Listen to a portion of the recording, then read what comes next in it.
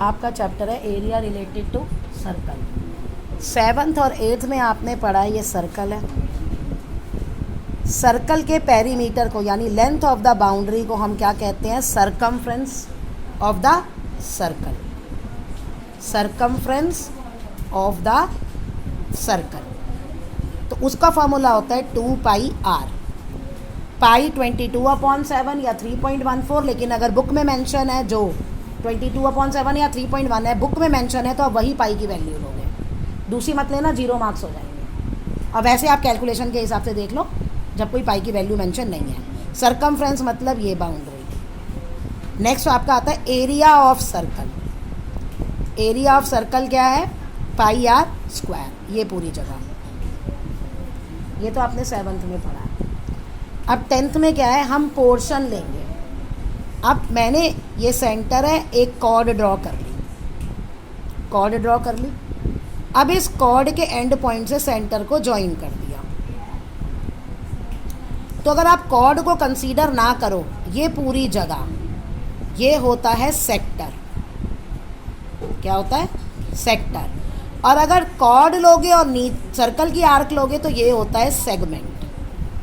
अगर छोटा है तो हम माइनर कहते हैं और अगर बड़ा है तो हम मेजर कहते हैं। ऐसे ये पूरा माइनर सेक्टर है और ये बाद वाला सारा, ऊपर वाला सारा मेजर सेक्टर है। तो अब हमें इसके फॉर्मूले चाहिए। इनके फॉर्मूले कैसे आए ये डिटेल में मैं नहीं जाऊंगी, सिर्फ बता देती हूँ। अब जैसे ये है लेंथ ऑफ आर्क।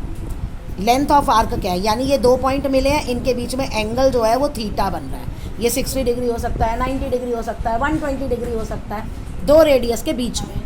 तो वो 2 रेडियस के बीच में कितना ये कट रहा है, इसको कहते हैं हम लेंथ ऑफ आर्क। इसका क्या फार्मूला है? θ/360 पाई आर स्क्वायर। ओके। और अगर आपको length of the major arc निकालना है तो पूरा सर्कल का पेरीमीटर निकाल के उसमें से ये वाला, ये तो मैंने गलत लिख दिया, ये माइनस कर देना। एक्चुअली ये लेंथ ऑफ द आर्क है ना, तो फॉर्मूला है 2 पाई आर, ये वाला। अब आपका है पहला यही हो गया लेंथ ऑफ द आर्क। दूसरा है area of minor sector. Minor sector θ/360 pi R square. Area की बात हो रही है तो एरिया का फॉर्मूला लगाएंगे, लेंथ ऑफ आर्क हो रही है तो इसका फॉर्मूला लगाएंगे। अब नेक्स्ट आता है एरिया ऑफ मेजर सेगमेंट निकालना हो तो सर्कल का पूरा एरिया निकाल के उसमें से ये वाला एरिया माइनस कर दो, तो ये वाला एरिया आ जाएगा सारा। अब है एरिया ऑफ सेगमेंट। सेगमेंट के पूरे फॉर्मूले की डेरिवेशन है और उसकी वीडियो पहले से अपलोडेड है। ये वाली चीज़ निकालनी है। इसका लॉजिक क्या है? एरिया ऑफ सेक्टर पूरा माइनस एरिया ऑफ ट्राइंगल। अगर ये एंगल 90 है तो इससे आसान क्वेश्चन नहीं हो सकता। क्यों? क्योंकि ये एक बेस हो जाएगा और एक हाइट हो जाएगा, हाफ BH करके आपका आ जाएगा। लेकिन अगर ये एंगल 90 नहीं है तो पूरी डेरिवेशन है ट्रिगो के मेथड से, मैं सीधा फॉर्मूला दे रही हूँ। यहाँ इस फॉर्मूले पे ध्यान देना। थीटा अगर ये 60 है तो ये साइन θ/2 नहीं है, मतलब आप पहले साइन थीटा की 60 की वैल्यू पुट करो और फिर 2 से डिवाइड करो। नो, पहले एंगल को डिवाइड करना है। 60 का आधा कितना होता है? 30। फिर साइन 30 की वैल्यू निकालेंगे आप। कॉज है, फिर कॉज का ऐसे निकालोगे, पूरे वैल्यू पुट करके नहीं निकालोगे। देखो ये बस थीटा पे है, पूरे पे नहीं है। फिलहाल तो आप ये फॉर्मूला याद कर लो। ये है माइनर सेगमेंट का। अब मेजर सेगमेंट का एरिया निकालना है तो सर्कल के एरिया में से ये एरिया माइनस कर देना, आपका ये आ जाएगा। देखिए ये आपका पाई 22/7 है तो आप यहीं लोगे, 3.14 नहीं लोगे। Area of the shaded region, मैं इतने डिटेल में नहीं जाऊंगी, मैं मेथड बता रही हूँ। देखो ये आपको दिख रहा है। अब देखो क्या होगा, O सेंटर है तो O से कोई भी कॉर्ड जाता है वो डायमीटर है। तो एंगल इन अ ट्राइंगल जो होगा, angle in a semi circle 90 हो जाएगा। 9th में आपने पढ़ा ये पूरा 180, यहाँ इसका आधा 90। अब हमें क्या चाहिए? Area of semi circle. पूरे सर्कल का एरिया क्या होता है? ये सर्कल के आधे का हो गया /2। Area of semi circle minus area of triangle. कौन सा ट्राइंगल है? RPQ है ना, ये वाली पूरी जगह। इस पूरी जगह में से मैं जब ये वाली जगह माइनस कर दूंगी तो यही अब इसके लिए मुझे क्या चाहिए, इसके लिए मुझे ये पूरा सेमी सर्कल है तो ये रेडियस है, ये रेडियस चाहिए।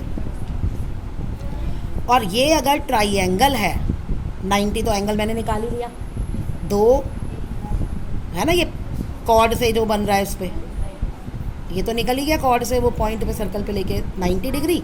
अब यहाँ के लिए मुझे चाहिए, इस ट्राइएंगल के लिए ये 90 है तो ये बेस हो गया और ये हाइट हो गया, यानी मुझे आर पी चाहिए और क्यू पी चाहिए। आर पी चाहिए, पी क्यू दिया है, पी आर दिया है, पी आर कितना है 7 और पी क्यू दिया है। चलिए ये तो मुझे दिया है, यहाँ तो आंसर आ जाएगा -12 24 × 7, लेकिन यहाँ का नहीं दिया ये रेडियस। आंखें बंद करके ना ये रेडियस मत लेना, कृपया करना, देखना सर्कल क्या है, सर्कल का सेंटर क्या है। अब ये 90 है, पाइथागोरस थ्योरम से आप ये निकाल लोगे, वो डायमीटर हो गई, उसका आधा कर दोगे, यहाँ पुट कर देना, आंसर आ जाएगा। मैं ऐसे समझाऊंगी, मैं पूरे क्वेश्चन सॉल्व नहीं करूँगी। नेक्स्ट ये देखो सेकंड क्वेश्चन, ये दिया हुआ है, ये वाली दी हुई है 7, ये पूरी दी है 14, हमें निकालना है शेडेड। चलिए अब पहले अंदर वाले सर्कल को भूल जाओ, इसको देखो, ये पूरा निकाल लूँ, क्या है सेक्टर है, एरिया ऑफ सेक्टर, जहाँ थीटा क्या है 40 और आर कितना है 14, मैंने ये पूरा निकाल लिया। ओके, आएगा ये 40/360 मल्टीप्लाई पाई 14 का स्क्वायर, फिर माइनस, अब इसको भूल जाओ, अब ये बाहर वाला देखो, एंगल वही है 40, रेडियस कितनी है 7 और ये सेक्टर का एरिया। जब इस पूरे एरिया में से मैं ये वाला एरिया माइनस कर दूंगी तो यही बचा हुआ एरिया आ जाएगा ना मेरे पास। तो यहाँ पे क्या आएगा, एंगल वही रहेगा 360 पाई मल्टीप्लाई 7 का स्क्वायर। तो कैलकुलेशन को इजी करो, कॉमन ले जाओ, ये बना 14 का स्क्वायर 7 का स्क्वायर, चाहो तो यहाँ a² - b² a - b a + b की आइडेंटिटी लगा के फर्दर सॉल्व कर लेना, नहीं आता तो स्क्वायर लो कर लो, और कॉमन निकालना भी नहीं आता तो कृपया करके ये पूरा सॉल्व कर लेना, ज़्यादा डिटेल में नहीं जाना, जिसको ज़्यादा अच्छे से आता हो वही करना। ओके, ये वाला सेकंड क्वेश्चन और आपका ये 13 क्वेश्चन सेम है, बस डिफरेंस क्या है, इसमें वो सर्कल बना के आपको नहीं दिए, ये रेडियस दिया, ये भी दिया और एंगल भी दिया है।